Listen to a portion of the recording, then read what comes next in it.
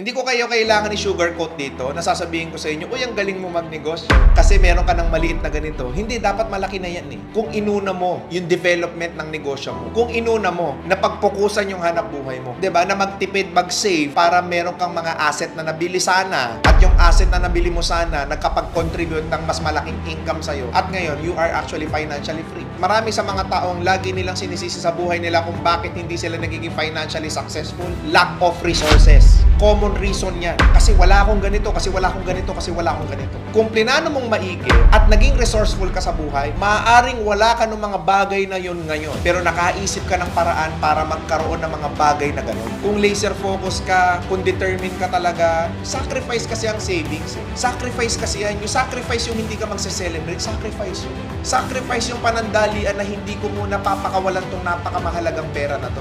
Ipili ka lang naman sa buhay.